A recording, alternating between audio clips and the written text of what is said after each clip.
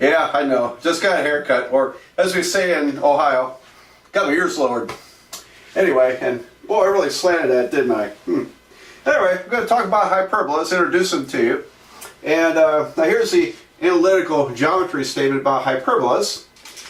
A hyperbola is a collection of all points such that on each side, the difference of the distances to two foci points is constant. Okay, now we could derive the equation of hyperbolas from this statement also. And quite honestly, I've never done that before, but I imagine it's quite similar to the derivation I did for ellipses, and it's just a lot of algebra. So this time I'll just give you the equation of a hyperbola. But first of all, let me draw a picture. So here's a hyperbola that's centered at the origin, and it has four vertices. And here we are, four vertices. And we do something interesting with them. As a device for graphing, we draw these little boxes through the vertices, like so. And that's used to draw these diagonals which connect the corners of the rectangles. They have a name, they're called the transverse axes. And here we go, another transverse axis. Okay, I really haven't drawn the hyperbola yet. But when we go to draw the hyperbola, it's going to be, well, it can go one of two ways. It can go sideways or vertically. I'll do a sideways version. So, like this, and like this, and likewise over here, like so. All right. So that's the hyperbola. These two halves. And so that's why I say the difference of distances on each side. So for example, well, I haven't drawn the foci yet, have I? Okay, let's get the foci in there. The foci are on the outside of the hyperbola. So like if foci are inside, it's an ellipse, and when you pull it through, it tears everything apart, becomes a hyperbola. You can kind of imagine it that way. So here's a foci, here's a foci.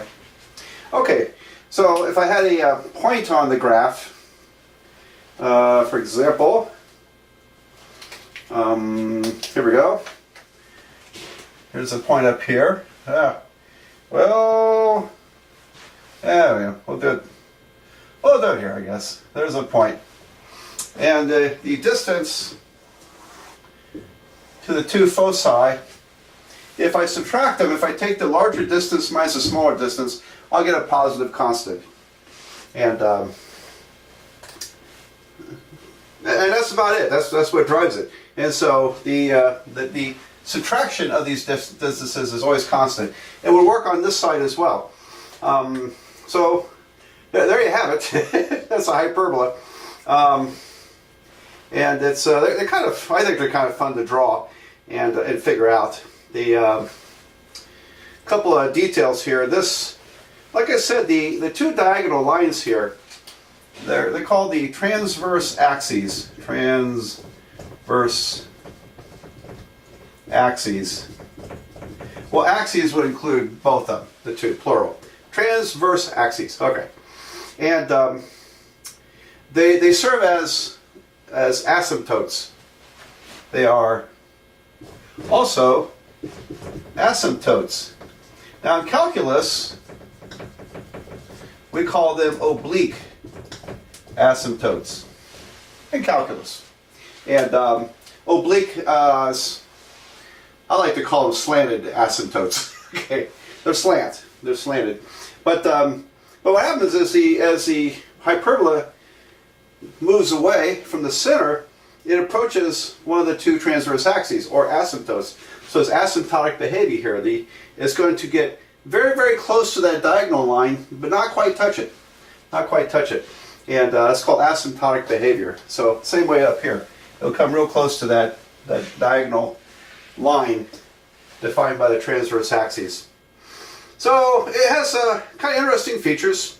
And what do you think? There's is a way that there are functions that you learn about in calculus, and sometimes are used in engineering and physics. They're called hyperbolic functions.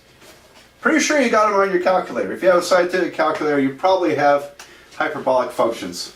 And I'm going to talk about that later in the video where I talk about the properties of hyperbolas. And so we'll save that for later. Okay, so the hyperbolas generally are not functions. And especially the two we study. We study this one, and we also study the kind that goes vertically, like so. So I'll tell you, when I give you the equation, I'll tell you the difference there. The only hyperbolas that are mathematical functions would have to be rotated 45 degrees. And there's a real simple one. This function right here is y equal to 1 over x. It's a hyperbola. It's a function. It passes the vertical line test. And it won't look anything like the equations we use for hyperbolas. It's because it's been rotated by 45 degrees. Okay, so if I rotate this 45 degrees, I'll get something like this. And in fact, multiplied by x, I have an xy term. So anyway, that's kind of an interesting thing there. All right, I'm going to erase the board. I'll write out the equation of the hyperbola. Here are the two general equations for hyperbolas. X minus h parentheses squared over a squared minus y minus k squared over b squared equals 1 is the sideways oriented hyperbola. And then if we reverse x and y, so subtraction will change things. Y minus k first, squared over b squared minus x minus h squared over a squared equal 1 is the vertically oriented hyperbola. So there's a difference there to note. And I just think of it as if x comes first, then it's sideways. If y comes first, then it's vertical. Kind of easy to remember that. The other thing is that these have foci that are outside each of those curves. And the distance is c, distance from the center. So that would be c is the distance from the center for the foci. And the relationship, and I won't derive it, I don't think it'd be hard to get, but it turns out that c squared is a squared plus b squared. That's very nice because the formula for the using c, the foci focus length, and it looks like Pythagorean theorem, a squared plus b squared equals c squared. So works for hyperbolas. Not for ellipses, but for hyperbolas. And I believe that you could describe ellipticity here. I'm sorry, eccentricity. Eccentricity, c over a or c over b would be greater than 1. So the eccentricity of a hyperbola would be larger than 1. If you're my student, I'm not going to require the eccentricity on a hyperbola, but just for ellipses. But anyway, that's a defined term too. Okay, so what else? What else do we need to know? I don't put a lot of emphasis on the transverse axes. I might add a video down the road and talk about those transverse axes. We'll draw them. But finding what the equation is for a transverse axis is find the equations of lines. And it's not hard. You've done it before in your past, but I don't like to use this last thing I teach in a trig course, so I kind of leave it off because we're trying to finish up this semester. So anyway, maybe later I'll throw in a video with using the transverse axes or calculating them. All right, well there we go. So I'll go graph a couple of these, and then we'll have a final video on other properties of hyperbolics, including the Kepler's laws.